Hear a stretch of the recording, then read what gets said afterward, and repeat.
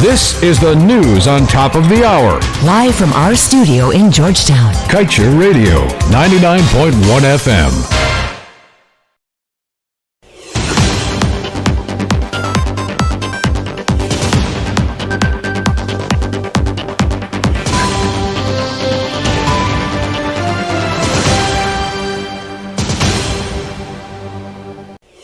Hello, thank you for tuning in to Kaieteur Radio. I am Kevin Smith. And I'm Kayla King. And welcome to your news at noon. These are the top stories we're tracking. GRA seizes fuel shipment at heart of Guy Oil scandal as ARI boss reveals company officials promised to get him import license.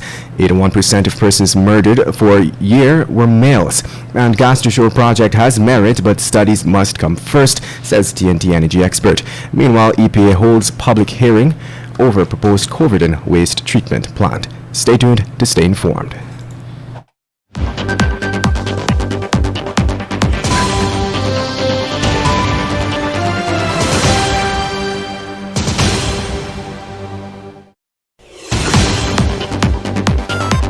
Weak systems of governance and the absence of the rule of law both combine to form the perfect stage for corruption to flourish. As part of our anti-corruption fight at Kaieteur Radio, we invite you to join us every Tuesday evening from 7:30 p.m. as we embark on the most needed quest to remove the tentacles of corruption from our systems. See you then for our latest program called Governance, Corruption and Justice.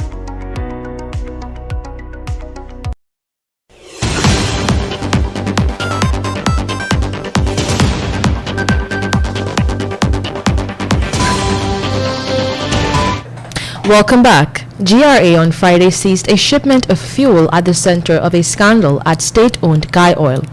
Jason Aaron, the principal for Aaron Royalty Inc., the company that ordered the fuel for Guy Oil, confirmed the seizure.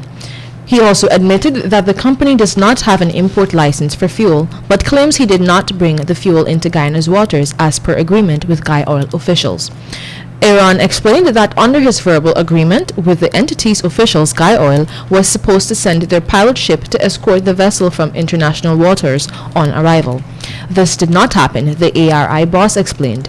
Regarding the fact that he did not have a fuel import license, Aaron explained that under the agreement he had with the Guy Oil director and senior official who engaged him, they were to, on the ship's arrival, use their fuel permit to bring the ship with the cargo in.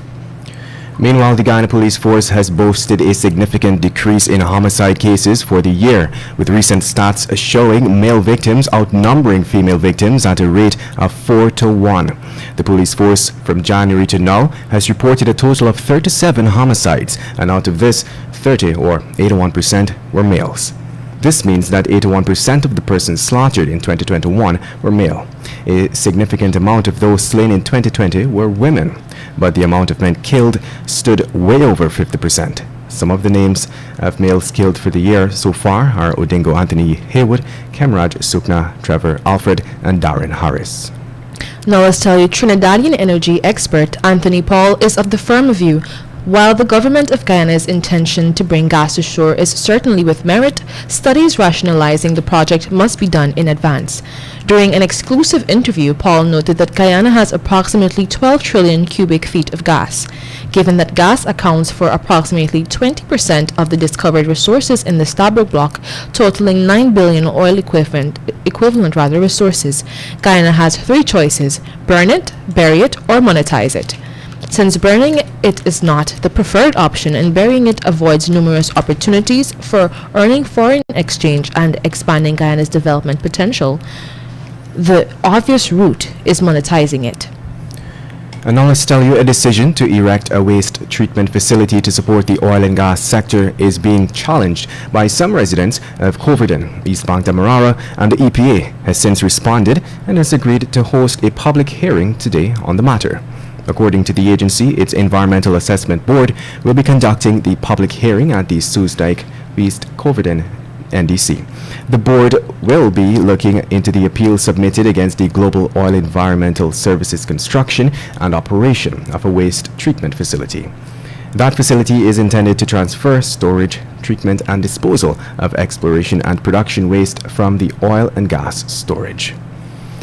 It is now 12 hours 19 in Guyana, and you're listening to Kaieteur Radio 99.1 and 99.5 FM. Coming up after the break, Omai to start production as early as next year. Police need assistance identifying dead gold miner, Tushau's stolen boat recovered just before being painted over, and a Venezuelan soldier shot by countrymen in Guyana waters. Do stay tuned.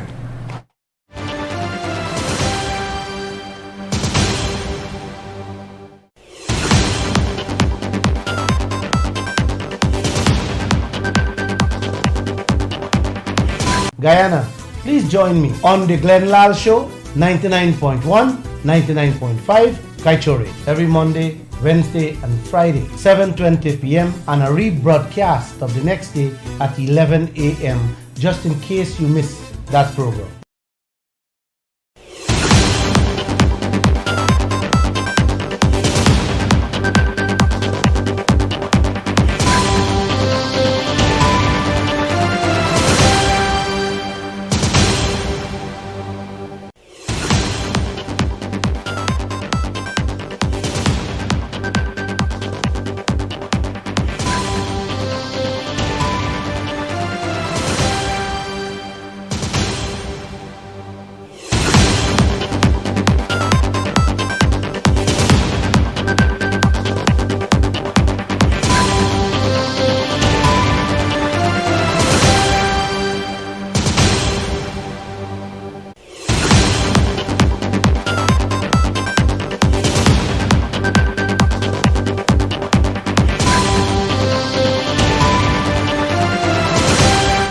Welcome back. Let us continue with the news. Despite only recently returning to Guyana, Omai Gold Mines Limited can see itself kick-starting production at its Wenot pit operations in Region 7 as early as next year. This was revealed by Minister of Natural Resources Vikram Bharat. However, he stated that it is highly dependent on how things go with the company. As previously reported, the company had operated from 1992 up until 2005 when it closed up shop. When it departed, its holdings passed from the Canadian company Cambio Resources to its parent company IM Gold, and then its way into the hands of Madia Gold Operation. However, a new company, Avalon Private Investment Holdings, whose Guyanese subsidiary is Avalon Gold Exploration, has been named as the contractor for the operations in Region 7, and Omai has also boasted of its good prospects, which includes high-grade gold finds since returning. In other news, the Guyana Police Force is seeking the public's assistance in identifying a gold miner who died Thursday last in a mining pit accident at Kuribang Dam, Region 8. According to the police, the deceased is of East Indian descent. Based on information received, the dead man was working on a mining operation owned by 50-year-old Fitz English of Lot 528 Haslington Housing Scheme, East Coast, Demerara. The unidentified man was employed as a pitman and was reportedly working at the mining site for about 5 days. Police reports reveal that around 18 hours, the man was working in the mining pit along with 2 other crew members when the walls of the pit collapsed and a tree fell on top of him. And now let's tell you, a party of police at Chinese Landing on Saturday recovered a stolen boat of the village Tushau just before the boat was about to be painted over and subsequently sold. The $4.3 million boat, along with a Yamaha engine belonging to Oren Fernandez, Tushau of Chinese Landing, Barama River, went missing on Sunday last. The victim had made a report on Monday, 19th of April at Aquero Police Station, after realizing then that the vessel might have been stolen. According to a police report, the investigation led to a woman being reportedly arrested and questioned about the whereabouts of the stolen vessel and her connection with the theft. The woman had alleged that on Tuesday, April 20th, 2 of her friends brought the boat and engine to her and she assisted them to sell the vessel. Get the full details in today's Kaieteur News.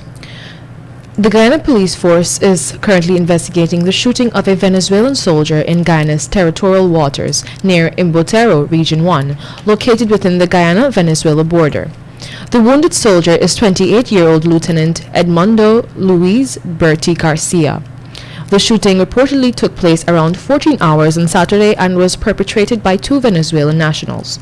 According to a police report, the two suspects, who go by the name of Freddie and Kendall, shot the soldier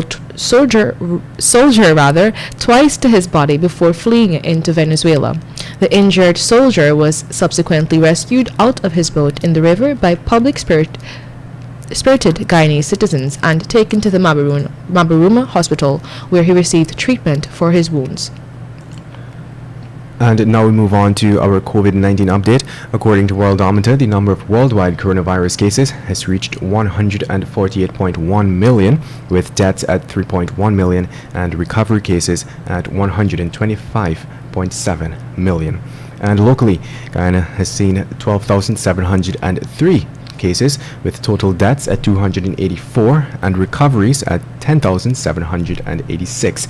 Meanwhile, the country has 1,633 active cases with 12 critical.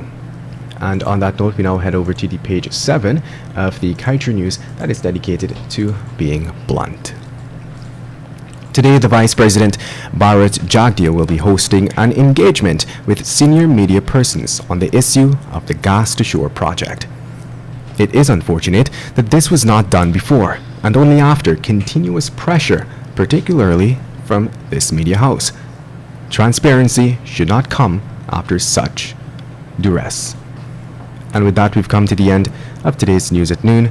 I am Kevin Smith. And I'm Kayla King. Thank you for listening.